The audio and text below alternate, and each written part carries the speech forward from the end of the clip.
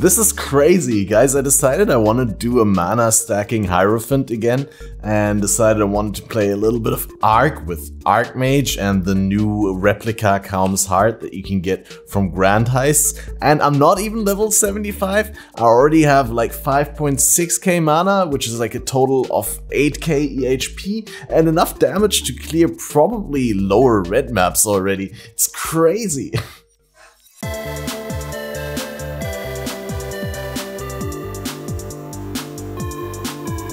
Hi guys, and welcome to another video. My name is CatmasterOP. I stream live on twitch.tv/CatmasterOP every Tuesday, Thursday, and Friday 4:20 Central European summertime. Now wintertime, I suppose. So I'm quickly gonna just alch this, and we're gonna go, yeah, that's good. Equilibrium, power, turbo, power charges, whatever. I quickly just want to show you guys that I already got the damage to do maps on par. Normally when you go into maps, you kind of want to be, you know, below the character level, but I'm just hitting level 75, right? And I could technically easily clear this because my survivability is insane as well as my damage. We're using Arc with Unleash. Now Arc, you may know, is this arcing out lightning skill that will then chain through packs. With Unleash we can stack up seals and then unleash more than one arc cast at once basically. And the reason this does insane damage is because we're using mana scaling via the Archmage support gem, which consumes a percentage of your mana in order to add flat lightning damage to your skill. That's why flat damages from skill levels and from items are almost irrelevant, and I'm only using the 6-link staff for the 6-link and the essence crafted increased spell damage right now. We're using replica Calm's Heart, which, I mean, you know the original Calm's Heart, which provides 500 life and up to 40% fire damage. The replica gives 500 mana and up to 40% lightning damage, which is of course perfect for our little Archmage setup. And as you can see, I'm pretty much one-shotting every single pack here. Now let's quickly get to the boss. I don't want to full clear the map because that would take too long for the YouTube video. But just so you can get an impression of the single target damage, because that's also pretty good. I'm surprised that this character is as good as it is, or it turned out to be as good, because it's not fully leveled yet, and we really just literally got into maps, finished the campaign, and got everything equipped and the lab, and put it together, and it just exceeded my expectations hard, because I wasn't expecting it to be this good, because I ripped all my leveling gear. I already tried to level this character twice. Okay, nice lag. And what the fuck? What was that? I already tried to level this character twice, and once it got ended by a pretty bad lag spike entering a zone, and the other time I played poorly and died to delirium.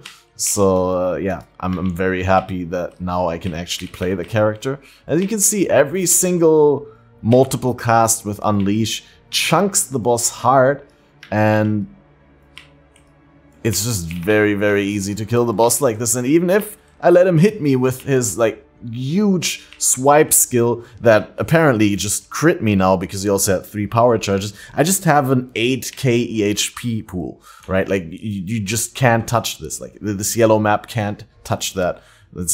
I got so much recovery as well from using a Warcry, and I mean a mana recovery, right? And soon we're going agnostic in the tree when we have even more overkill mana, and then we'll be able to regain life really, really quickly whenever we take a hit. So yeah, I quickly just wanted to give you an update on this character and an update on what I'm doing, because I'm super behind on videos right now.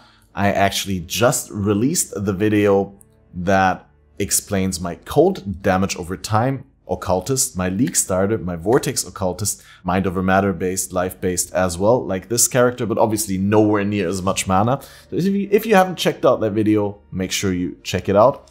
And yeah, this is what I'm playing right now. So if you come onto the stream, you can basically see me play this. I threw this together really quickly. Like I said, only using the staff here for the spell damage from the essence. I was originally going to use this staff, but then this is not 6 linked yet. And like I said, the +3 level all lightning spell skill gems and the flat lightning damage to spells, even if it is a tier 1, does not really matter. I already checked it out in POB. This barely increases my damage. I mean, it does still increase my damage. It gives me quality of life with the cast speed and with the crit chance to proc elemental overload, but it also is a battery staff, which is one of the new bases, and this doesn't have staff block, right? This has 18% chance to block attack damage. This here just has a weird spend energy shield before mana for costs of socketed skills, which is kind of anti-synergistic with Archmage, because you need to spend mana in order to get the benefit.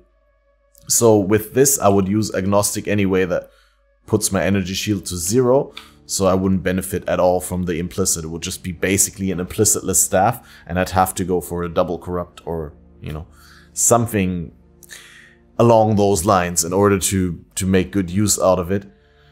But I think we'll stick with this one because, like I said, just threw an essence on it and then bench crafted the lightning as extra chaos, which is super juicy because you get so much flat lightning from Archmage that actually 15% of that lightning as chaos is really, really good.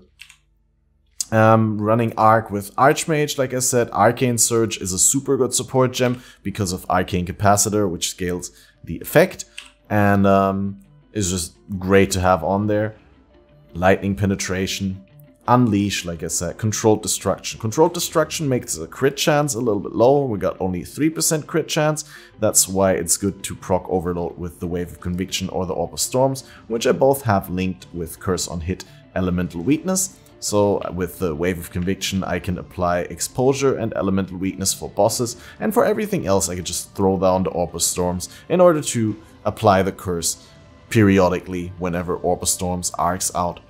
Then we also got Arcane Cloak together with Enduring Cry linked with Second Wind and Increased Duration. Arcane Cloak is the mana guard skill. It spends 60% of your current mana, as you can see, chunks me quite heavily there on the mana, and gives you a large buff added lightning damage equal to 13% of the mana spent by the skill's effect. So this actually helps a lot, and it also, because it's a guard skill, provides a buff that can take damage for you. 75% of damage from hits is taken from the buff before your life or the energy shield, which is quite insane if you think about the fact that this is up for 6 out of 10 seconds basically, because the duration is longer than 6 seconds right now.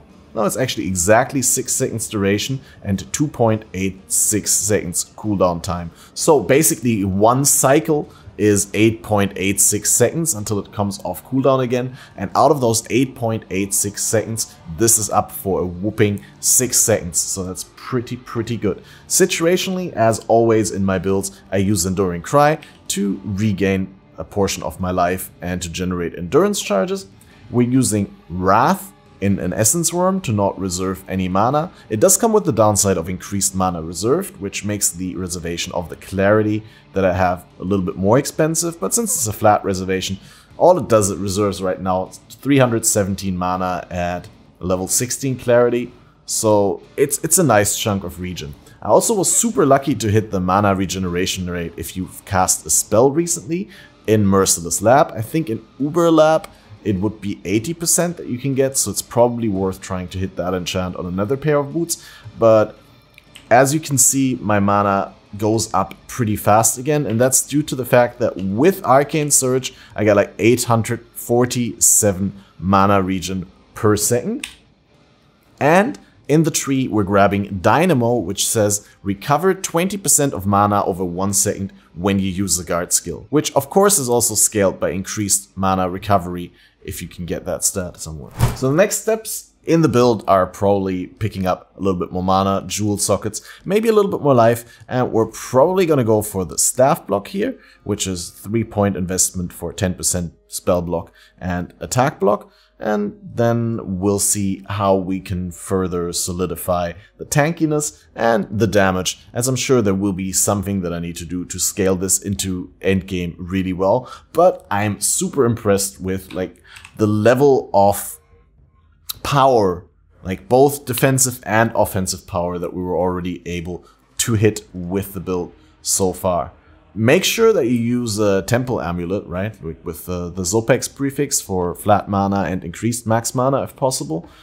This is not a super great amulet, but it is a gold amulet, which means it has a useless implicit, which means I can turn this into a talisman. And I'm planning to actually get Jorgen in research via June, right? You can get Jorgen, here, this guy, into research, and then you can turn amulets into talismans. Now I only have to make sure that Jorgen is rank 1, because I need a tier 1 talisman. There's 4 different tiers of talismans, there's 3 different tiers of rare talismans, and in the tier 1 talisman there is an implicit that's up to 30% increased maximum mana. If we hit that, this is GG, obviously, because it would be 40% increased max mana and the 73 flat and the regen and spell and lightning damage, but it's still a little bit of a way. Anyway, there's a lot of things I want to talk about this build. There's a lot of things I would love to talk about in this build, but I don't want to make it a very long video, and there we just disconnect. I'll give you an update on the video soon. I just wanted to quickly let you know that it's super easy with the replica Kaum's Heart to throw together a very, very cheap Archmage build that already kicks ass. So if you haven't yet, make sure to check out the stream on twitch.tv/CatmasterOP. Leave a follow on Twitter, Instagram, Facebook. Check out our podcast, The Faded Connections. Link is in the description down below. If there's anything you'd like to add or comment, leave a comment. Thanks for liking. I'll see you in the next video, and thanks to my patrons and everyone who supported me. Bye bye. See you in the next video.